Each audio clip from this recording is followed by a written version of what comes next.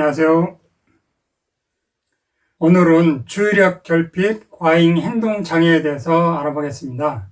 주의력 결핍 과잉 행동 장애를 ADHD라고 합니다.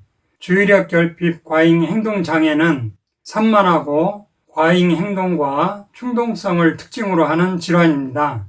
이는 12세 이전 발병하고 만성적인 경과를 보이고 여러 기능 영역에 지장을 초래합니다.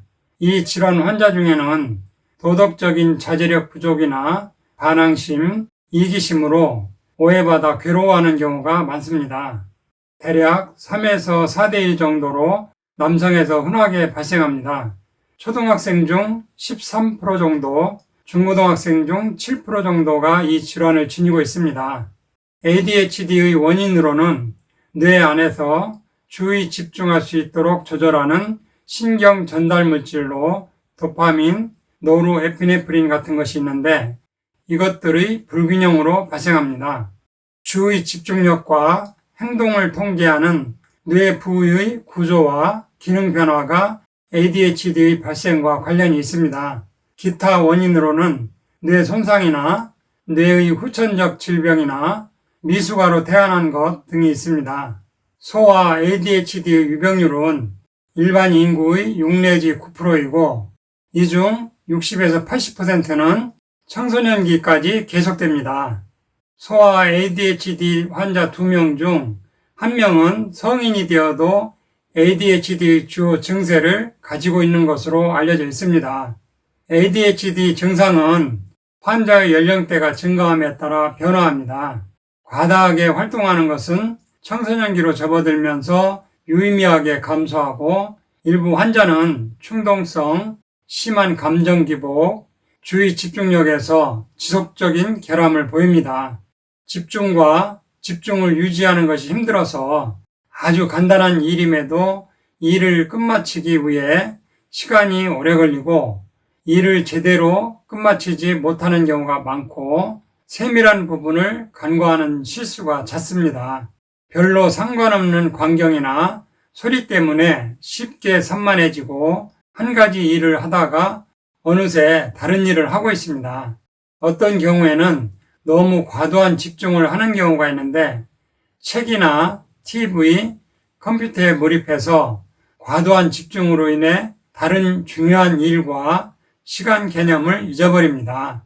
정리정돈을 잘 하지 못해서 방, 책상이 매우 어지럽혀 있고 일의 예상 소요 시간을 과소평가하는 경향이 있어서 만성적으로 지각을 합니다. 우선순위를 정하지 못하거나 계획적으로 행동하지 못하고 물건을 잃어버리거나 제자리에 놓지 않습니다. 가만히 앉아있는 것을 어려워하고 자극적이고 흥분되는 일을 좋아하고 동시에 여러 가지 일을 하기도 하고 쉽게 지루해하고 실증을 느낍니다.